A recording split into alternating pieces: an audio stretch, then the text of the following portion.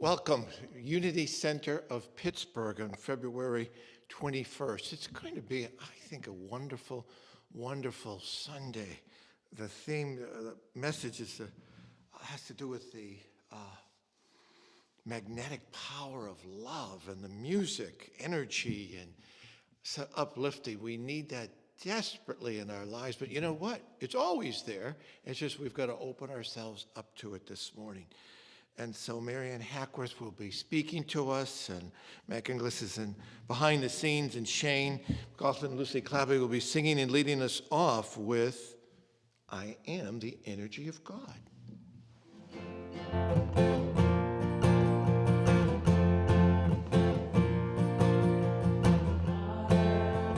The energy of God, I am the energy of God, I am the energy of God,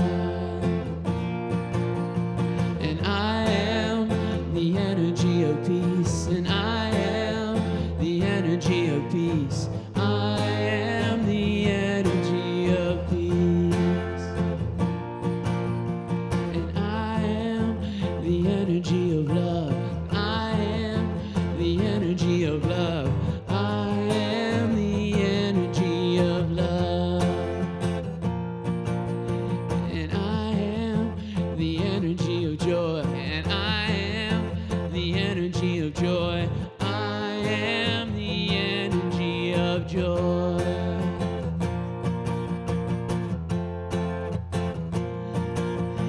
and I am the energy of God, and I am the energy of God, I am the energy of God.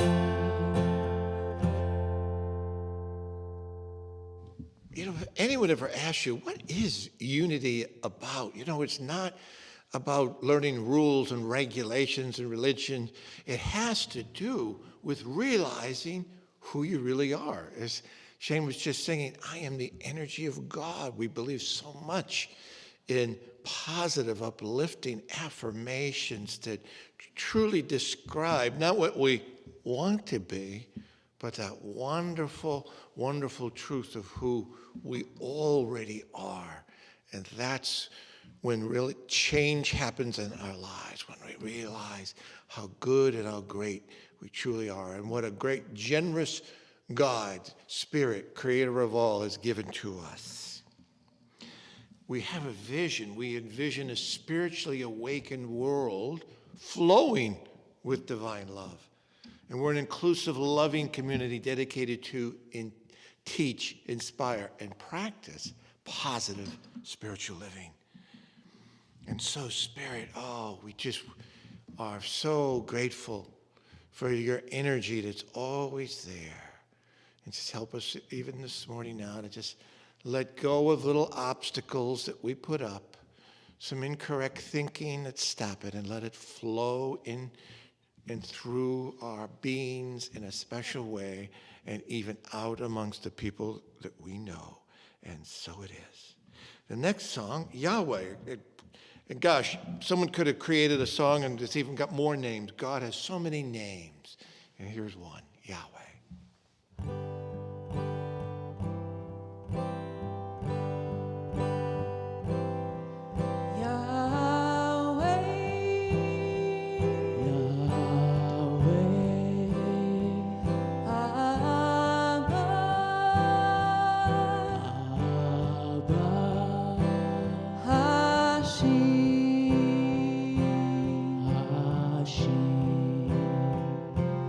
Mother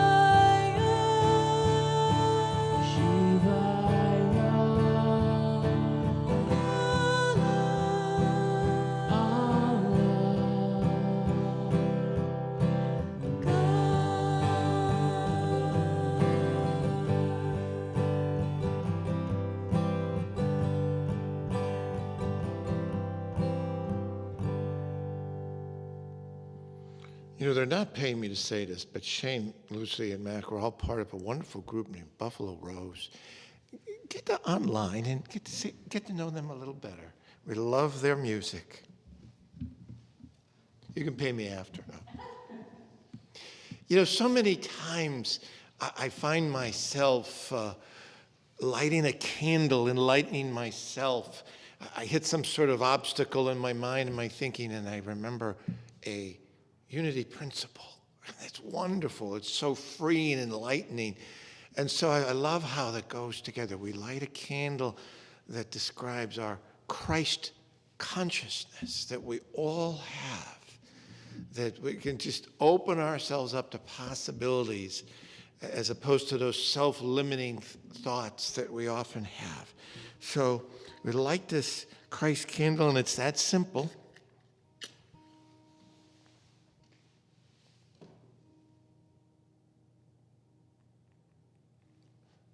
And even though these principles are simple, they are powerful. God is the source and creator of all.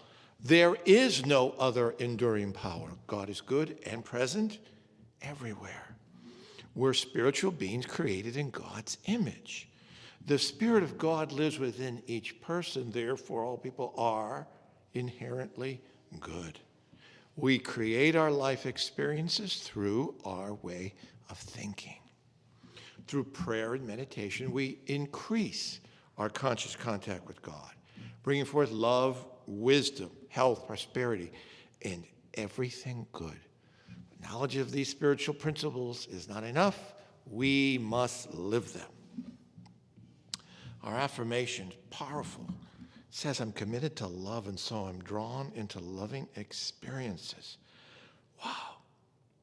And you know, we can create those so easily. It just takes a little looking at someone else, affirming, appreciating. It's that easy. Let's say this together 3 times. I am committed to love, so I'm drawn into loving experiences. I'm committed to love, and I am drawn into loving experiences.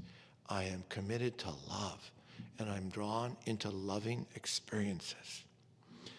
Ah, beautiful song. Peace is flowing like a river.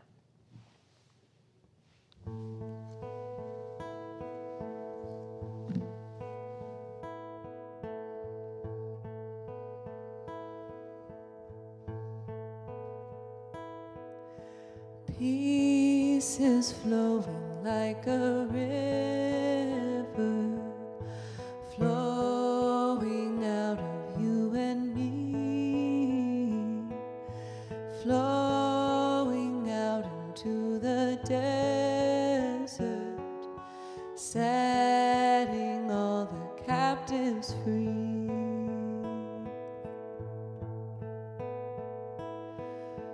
Joy is flowing like a river, flowing out of you and me, flowing out into the desert, setting all the captives free.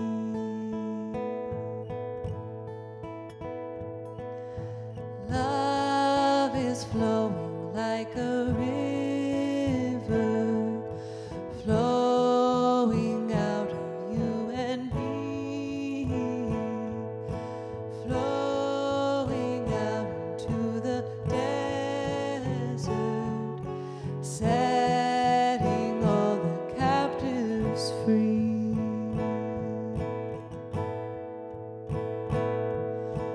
Hope is flowing like a river, flowing out of you and me, flowing out into the desert, setting all the captives free. Thank you.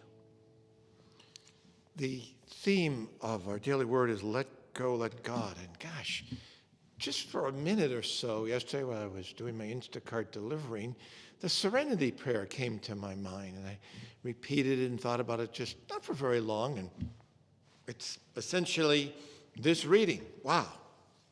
I do what is mine to do and release the rest. Over the years, I have accepted more and more responsibility as I have grown in maturity and experience. I have also grown in wisdom as I'm able to discern what is mine to do. I've learned what to take on and what to leave for others. I've also learned not to exhaust myself by taking on too many commitments.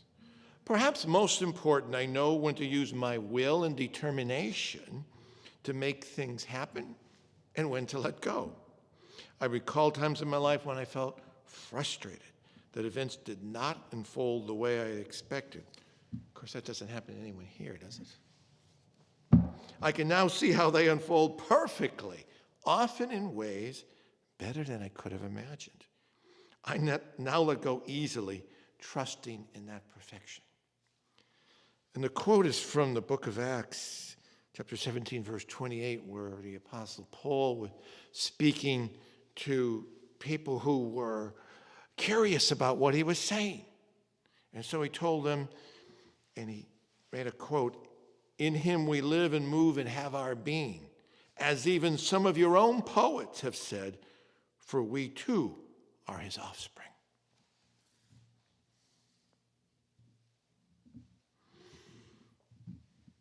Children are so important, especially during these months we've realized that. How important they are, their energy, their lives. They come into our lives, they grow, and we learn so much from them. So we offer blessings upon those we know. Some children, some grandchildren, whoever it might be. But we also pray that we can learn to be like them. For Jesus spoke about it, that we really can't enter into that kingdom of God, that Christ consciousness, unless we become like little children. And so it is. Take a moment or so now to greet one another online. And hopefully you've made some new friends over the past few months. Say hello. Yes, and we look forward the same way. It's going to be a little warmer this week. Eventually there's going to be spring, and eventually we'll be back. Let's not forget that. There's hope. And now, a popular song that came through Disney from Elton John, "Can You Feel the Love Tonight?"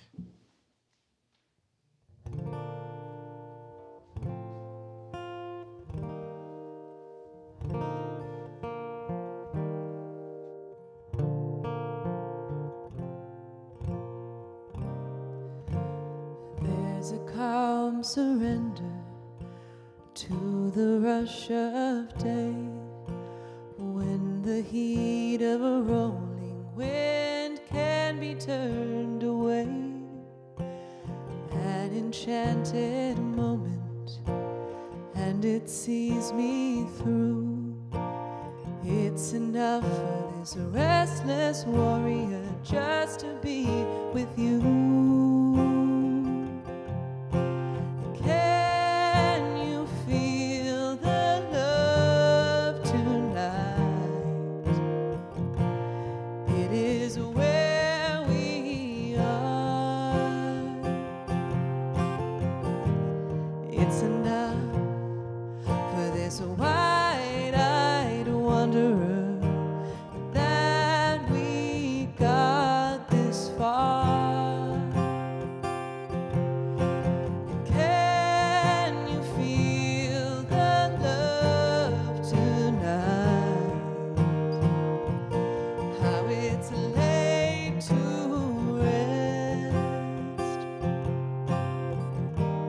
It's enough to make kings and vagabonds believe the very best.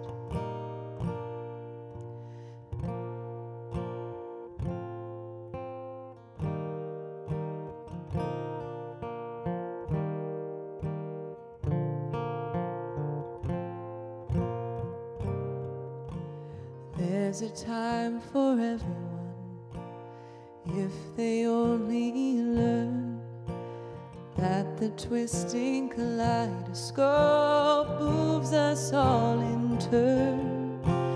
There's a rhyme and reason to the wild outdoors when the heart of this star-crossed voyager beats in time with yours. Can you feel the love tonight?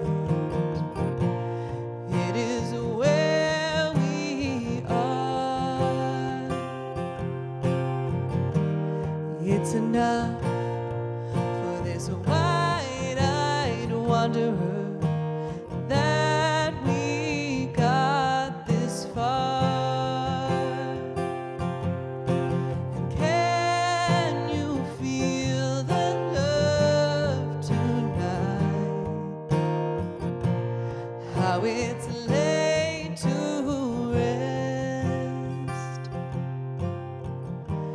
It's enough to make kings and vagabonds believe the very best.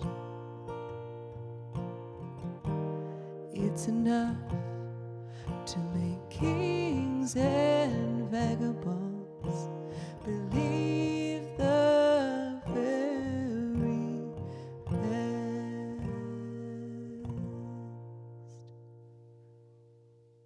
That was nice. Thank you. We have the opportunity to offer some sort of prayer, either request or affirmation online. And hopefully we can realize that prayer isn't necessarily something where we all of a sudden talk to God, but prayer really is that energy and thought process that we send out, our thinking about the world, our thinking about ourselves, about people. What world are we creating? So that prayer is a big responsibility. Hopefully that we're sending out energy that is positive, affirming, and building. It's so, so important. Now the song, When I Pray.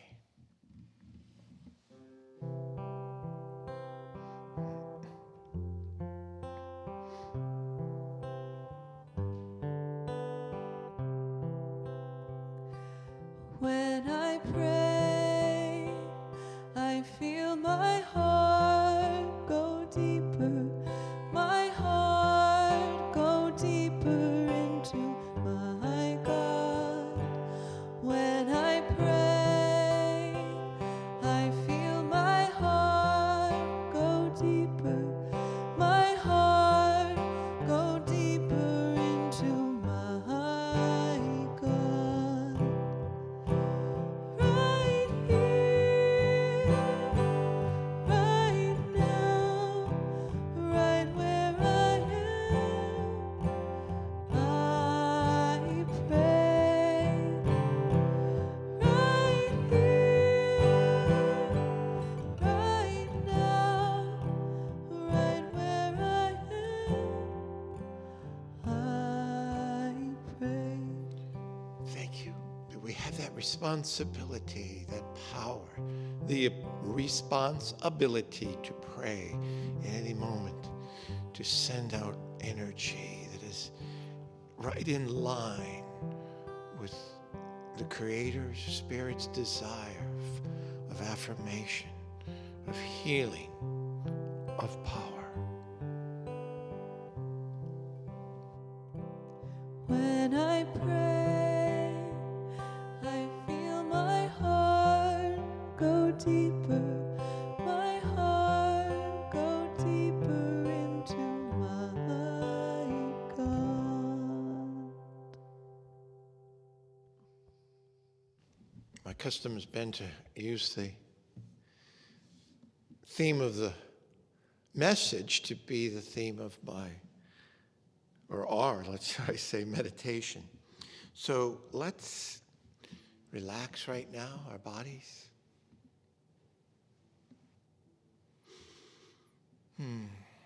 Take some deep breaths. Breathe in spirit, breathe out. Let the energy flow in as we relax. And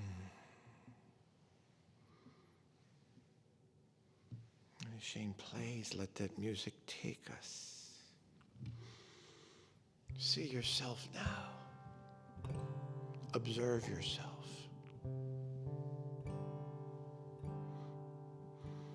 Being attracted to love.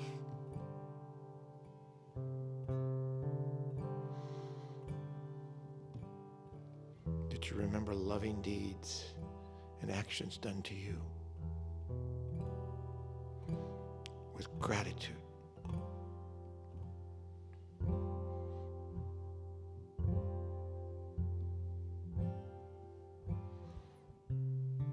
Then you hear of loving actions people do and you're grateful and it lifts you up.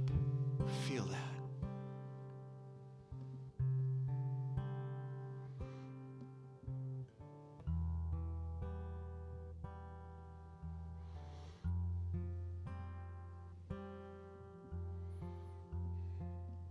And let's see ourselves now as energetic beings. Literally energy flowing in and out. That inside us is a center that's love.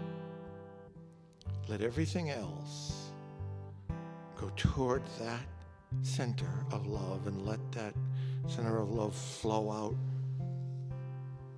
to every aspect of our physical and spiritual being.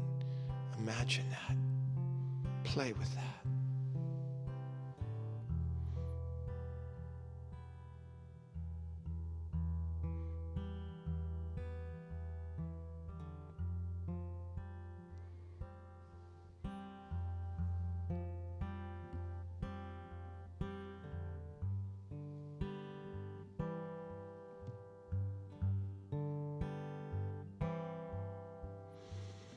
And even affirm, because God is love, I am love.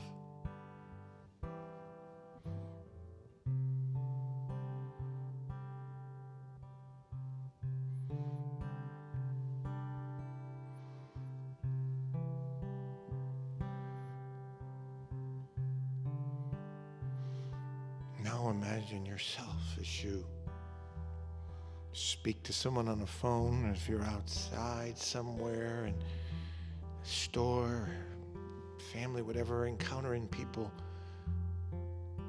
Affirm and realize that the little things that you do in the positive attitude is a magnetic flow of love. People see it and feel it. Imagine that you are helping to change people. You are loving energy.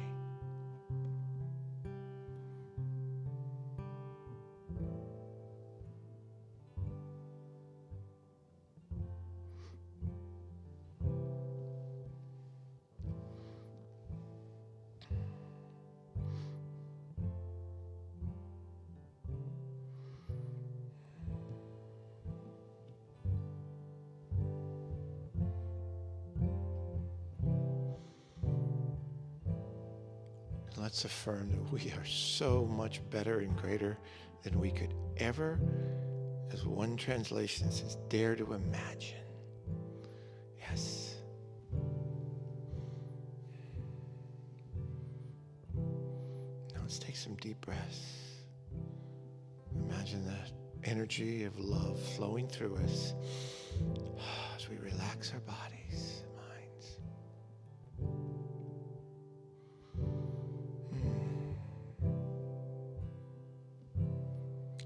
And so it is.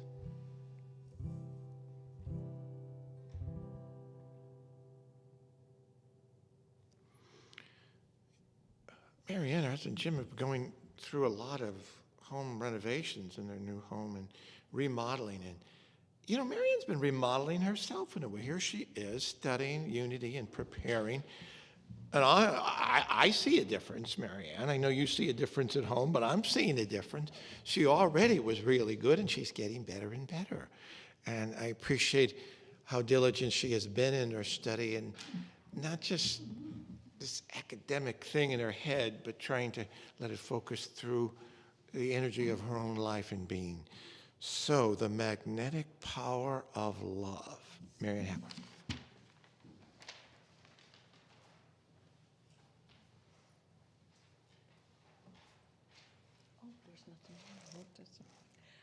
Good morning. It's so nice to be with you here this morning.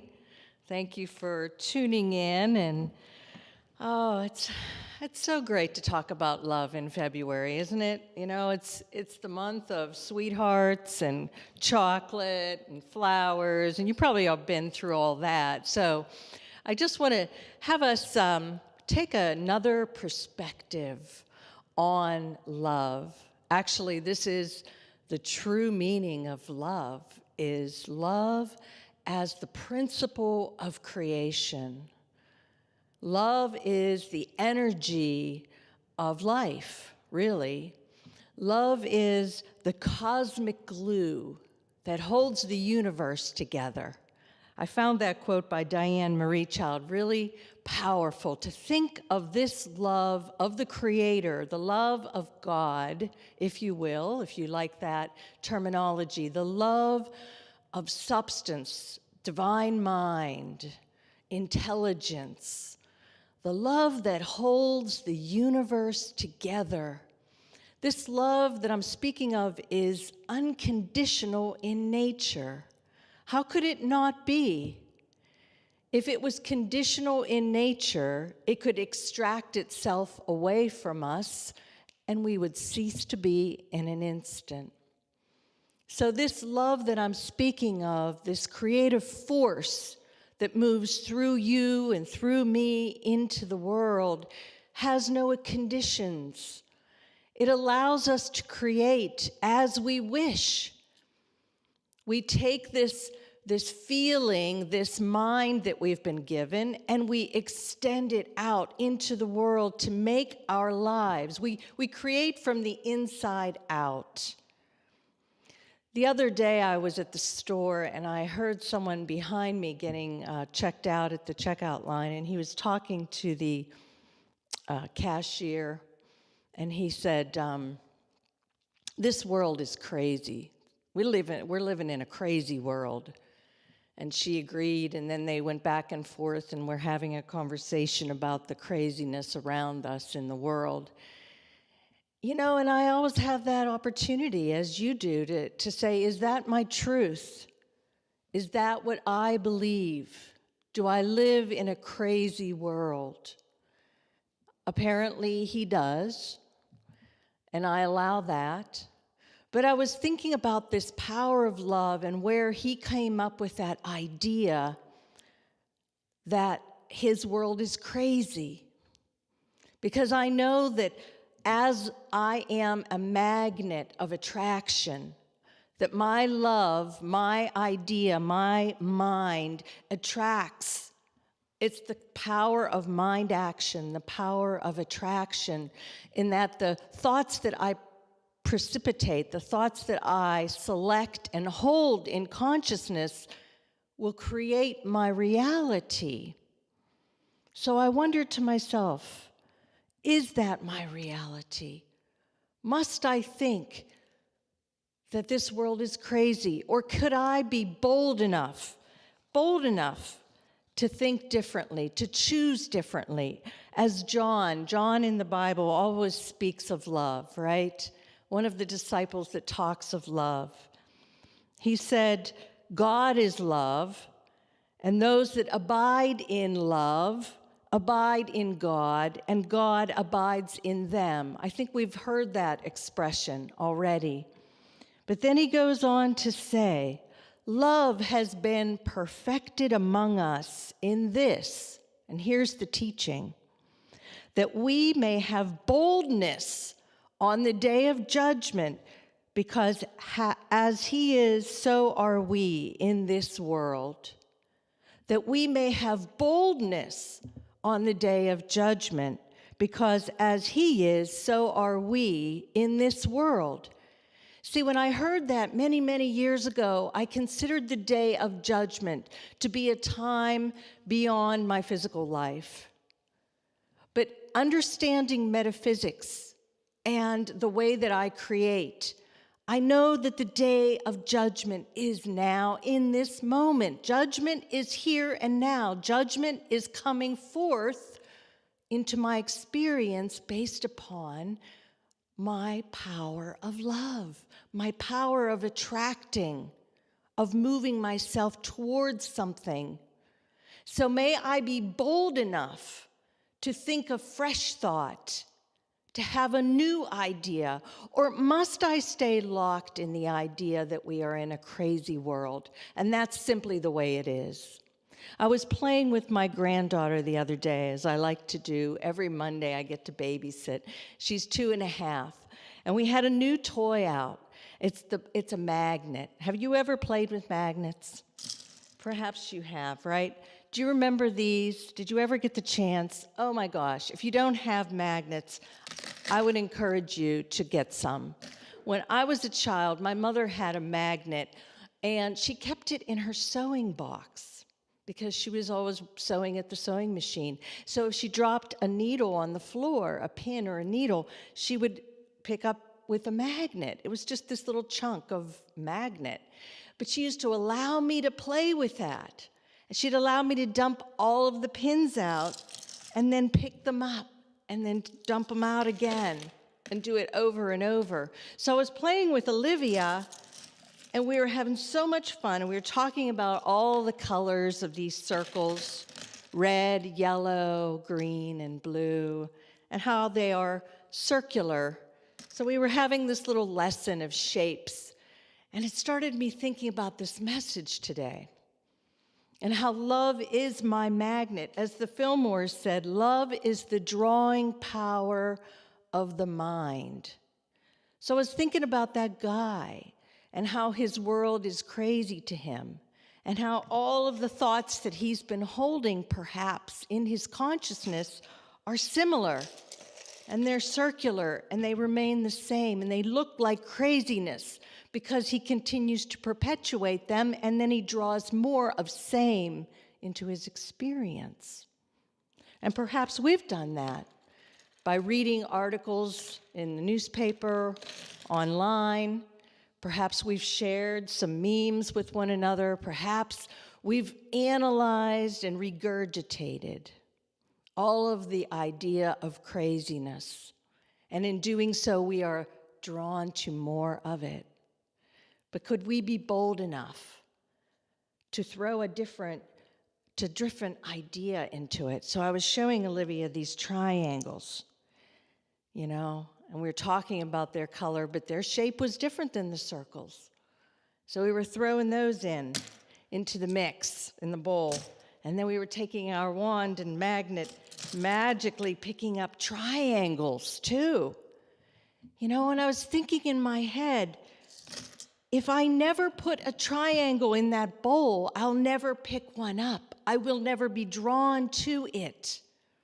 I must keep a new idea, a new thought must enter my consciousness in order for me to create something different. I wanted to go over to this man explaining my lesson of circles and triangles, but of course I couldn't. But I could choose differently. I could be bold enough, because John goes on to say this: there is no fear in love. Perfect love casts out fear, for fear has to do with punishment, and whoever fears has not reached perfection in love. Thinking about that, punishment. Fear creates punishment. The longer we spend in thoughts or ideas of fear, the more we get essentially punished, because we will draw ourselves to more of that. So have you noticed in your life experience? Let's take a look at another shape. Maybe these squares. Have you ever met a bad experience or someone who hurt you? We could call that a square. I remember back in the 60s even, this was a term that was used for people who were not cool, that were out of it. They were squares. You remember that? Some of us do. Well, anyway, I was thinking about, everyone has been hurt by something, by someone. Maybe it was a betrayal, or maybe it was a love that ended badly, or maybe you were lied to or treated with unkindness. And that, we will say, is a square. So let's say that has happened in our lives. And let's say that we mull over it and ponder it and think about it and regurgitate it and relive it, and we grow it and grow it and grow it until when we reach into life with our magnet through these thoughts that we're holding, the only thing we will ever get is a square. We'll be drawing more of it. We see this sometimes in others, never in ourselves, I'm sure, but in others where they had a relationship maybe that didn't go well, or perhaps they had a job with a boss that was a square, someone that they really couldn't stand, and they finally they get rid of that job or they leave that relationship, and all of a sudden, before you know it, they're talking about another square. They've attracted another one. And we say to ourselves, gosh, that sounds like a familiar story. Haven't they experienced something like that in their past? Well, that's what I'm saying to us now, is that we can't continue to throw these squares into the mix and then dip our magnet in and not expect to pull one out. You see, that's what Philip was talking about earlier when he was saying about release and let go. Extract our mind. It takes work, but we have the responsibility. We are able to respond. We can take those hurts and those wounds, and we don't say that they didn't happen, but we deny them the power to overtake our thoughts again. That's how we heal this world. That's what we're all about. Linda Martella Whitsitt wrote a book called Divine Audacity. Divine Audacity. She also wrote one that I love. It was called How to Pray Without Talking to God. What an interesting concept. Ernest Holmes also said something that struck me. He said, pray the answer and not the problem. Let's pray the answer. What do we do when we continue to bring up the past or the evil deeds, let's say, of the last whoever? We do this so frequently nowadays in politics. We get stuck on a story. Let us look to the future. Let us place a new idea out there. So Linda Martella Whitsitt said, love's magnetizing power attracts me to people and situations that reflect harmony and unity, as well as those that appear to repel harmony and unity. You see, it's all a choice. Because of the unconditional nature of love, love is impersonal. What? That's hard sometimes to hear. Because we make it personal, of course we do. We express it through our personality, so it feels very personal. When we love each other, it certainly is personal. But you see, this conditional, unconditional power is a principle, such as gravity. Gravity simply is. It exists. We don't question it. Just as the sun shines equally on all in its path. It shines on those who have done bad deeds or things that have hurt us, and it shines on those who have done amazing, powerful things. It is equal. It is unconditional. It is our choice. Jesus had this teaching when he was talking to Matthew. Well, it was a relation of Matthew 13:12. So the disciple Matthew related the story. Jesus was asked, why do you speak in parables? Why do you, like this, why do you use analogies? And of course, it was to help people to relate, like I could relate to the idea of a magnet. It helped me understand the power of unconditional love. But Jesus goes on to say, to you it has been given to know the secrets of the kingdom of heaven, the kingdom of your consciousness. You have the secret. He said, whoever has will be given more, and they will have in abundance. Whoever does not have, even what they have, will be taken from them. The first time I heard that, wow, I was quite young, and I thought, how could God do something like that? That's so unfair. Giving to those who already have and taking from those who don't have? Why would God do that? But that's why we didn't understand the teaching that Jesus expressed 2,000 years ago. To those who have thoughts of joy and compassion, happiness, prosperity, more thoughts likened to that will be drawn, and they will be attracted to those thoughts. They will be attracted to those events. And to those who have thoughts of lack, of poverty, of resentment, or criticism, hatred, anger, to those, more will be given to them. And even what they have will be taken because their experience will be a reflection of that. So they will appear to be living in a world of lack, in a world of craziness, as that gentleman was talking about. So I ask you, where will we take our thoughts? Where will we spend our time? What will we attract into our future? Maryann Williamson had a contemporary teacher, as you know. She said, love is what we are born with. We're born with this unconditional love. Fear is what we learn. The spiritual journey is the unlearning of fear and the acceptance of love into our hearts.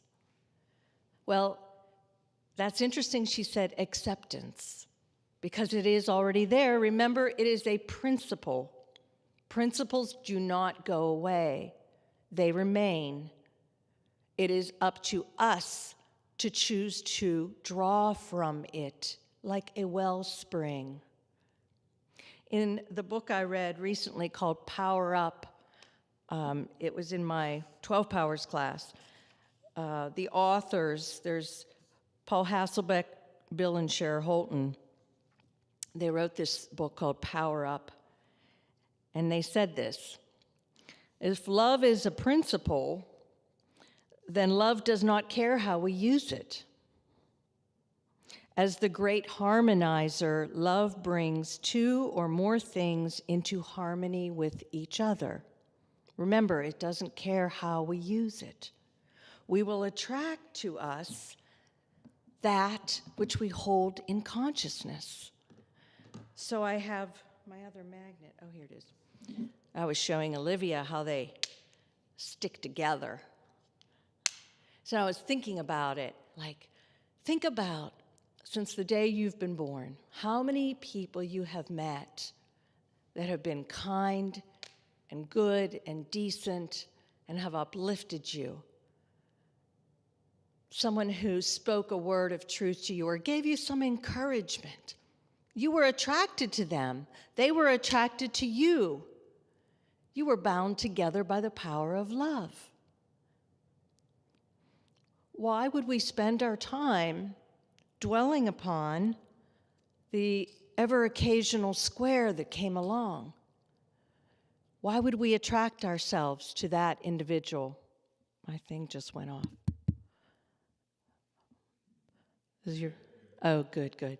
So we wouldn't do that. We would like to spend our time affirming. I remember 4th grade, I had Sister Henrietta. You know, all I really remember about her is her gentleness. She was so gentle. She spoke softly to us. When it was time to settle down and be quiet, she would flick the lights on and off. That was it. And everybody learned to listen. She just, she wants us to be quiet now. She never hollered. I don't know where you are right now in spirit, Sister Henrietta, but you were the kindest teacher. And that's all I recall of her, is her gentleness. Those are thoughts I believe that we must maintain in our consciousness. We must actively seek out and intentionally choose thoughts. Look around you in your world today. Think about the friends that you have. Think about the family members that did good. Focus your attention upon them. Create more of same. Paul Hasselbeck and Bill and Cher Holton went on to say this: we want to be vigilant about what we are desiring, wanting, needing, or requiring in the moment, because love is activated, and it will harmonize and unify to match whatever it is we are desiring, wanting, needing, or requiring. We must first take ideas of positivity and throw them into the ether, as Charles Fillmore said. Draw upon the ether. Create the vibration of joy and love and happiness. Notice it around you. Affirm it. Think of it often. Charles goes on to say, and I agree with this, it is difficult to monitor thoughts. We have roughly 70,000 thoughts in our mind every day. 70,000 thoughts a day.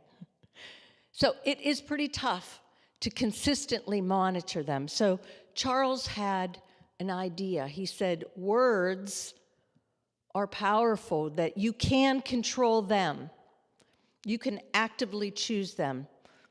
Sit down, make a list of the things that you desire, want, require, need, and attract that into your experience. Get into the energy of it, as Ernest would say.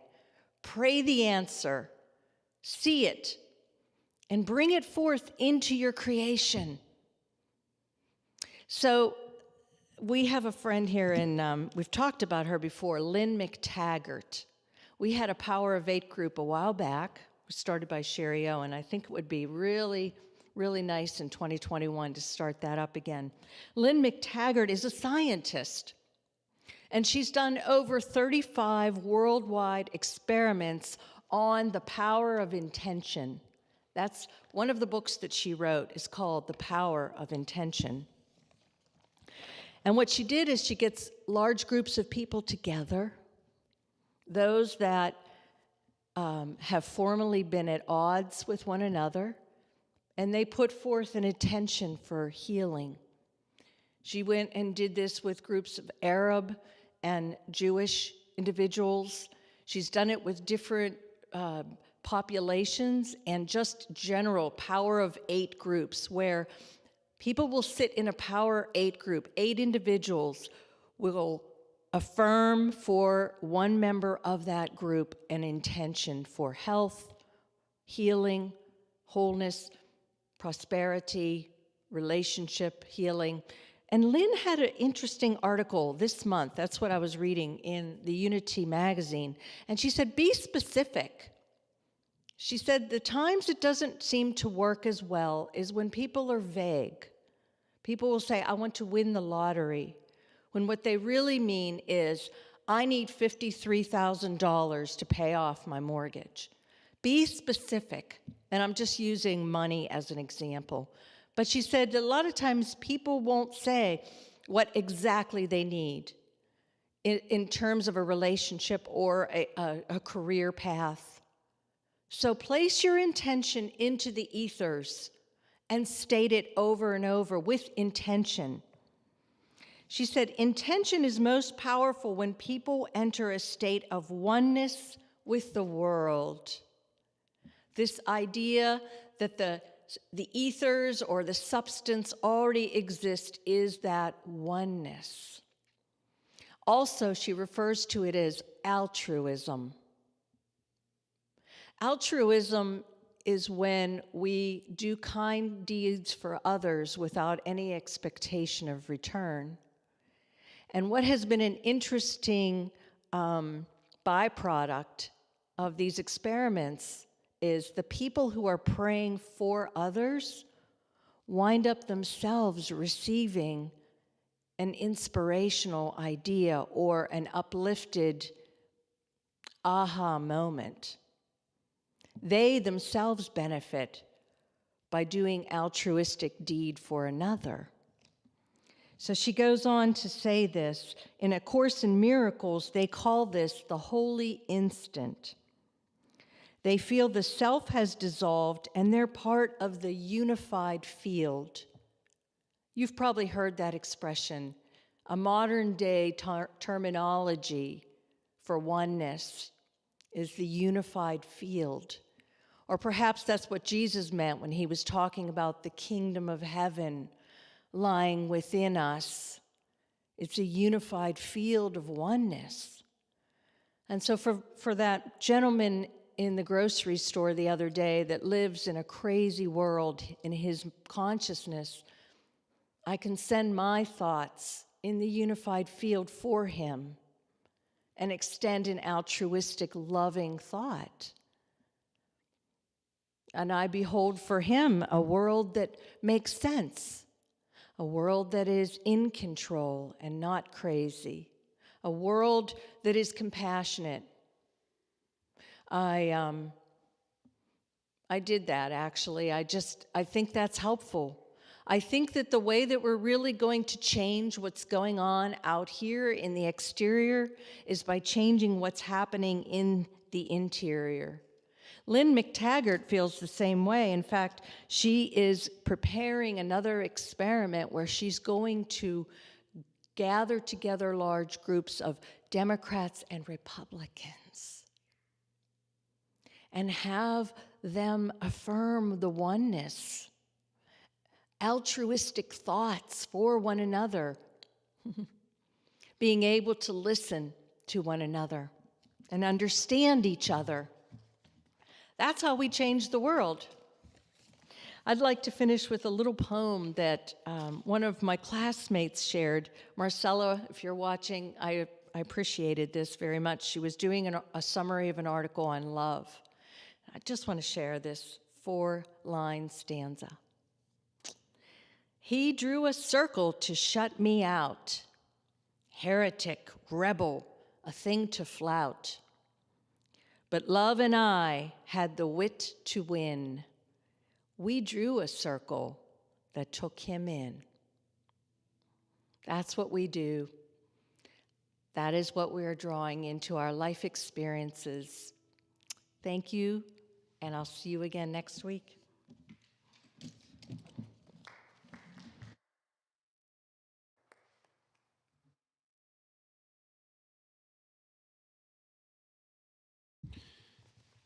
I sometimes like to comment on something Maryann says, but there's too much there. That seriously, that was wow. Thank you. You know, our next song is my most favorite, or is that redundant? Favorite song of all Unity songs, and I no longer can sing "Amazing Grace." That's sung now not just at spiritual religious events, but sometimes at public events, because it saves a wretch like me. John Newton wrote that song, and he was a slaveholder, and he came to faith, and he saw himself as a wretch, but in keeping with unity, that's craziness, a wretch. No, my magnet doesn't attract that kind of thought anymore. And I will not, if I'm ever at some event, I just won't say save a wretch like me. But it starts out wonderful, and gosh, grace flows down. You can do it 2-3 times in a row. You keep it up, I love it. Grace flows down.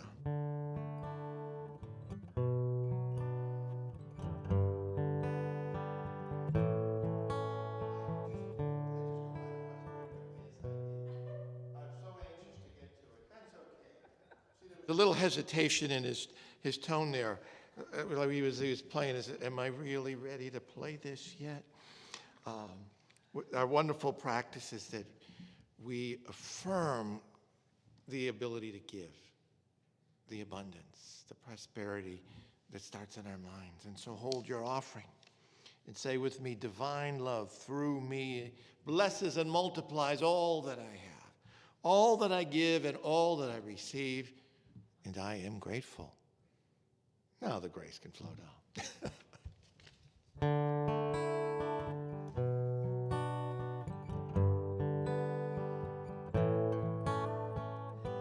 Amazing grace, how sweet the sound. Amazing love, now flowing down, healing my heart with the peace that sets me free. God's grace is here, it covers me, it covers me.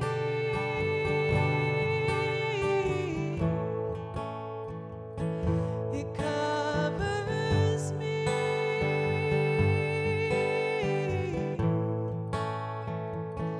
It covers me.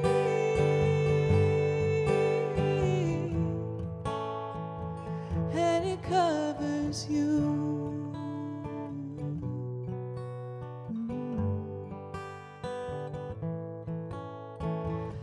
Amazing grace, how sweet the sound. Amazing love, now flowing down, healing my heart with the peace that sets me free.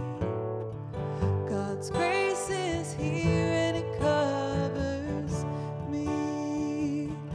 It covers me.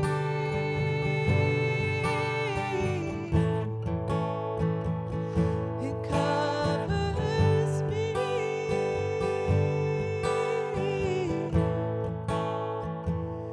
It covers me.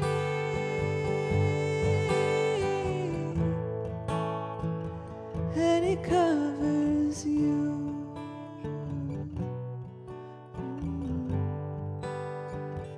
And it covers you.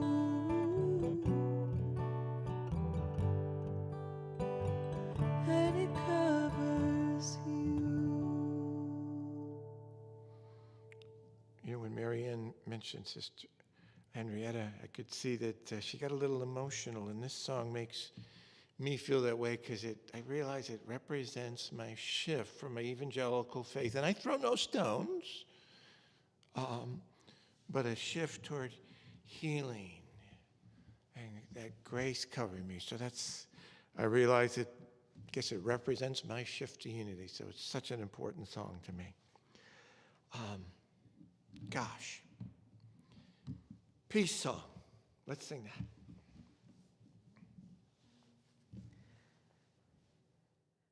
Now there is peace on earth, and it has begun with me. Now there is peace on earth, a peace that was meant to be, with God as creator, family all are we. Now we walk with each other in perfect harmony. Peace Peace has begun with me, and this is the moment now. With every breath I take, let this be my joyous vow, to take each moment and live each moment in peace eternally. Now there is peace on earth, and it has begun with me. Well, it's a great magnet song, isn't it, too? It's begun with me. It's a perfect one. The light of God surrounds us. I am light. The love of God enfolds us. I am love. The power of God protects us. I am power. The presence of God watches over us. I am presence. Wherever I am, God is, and so is well. We'll see you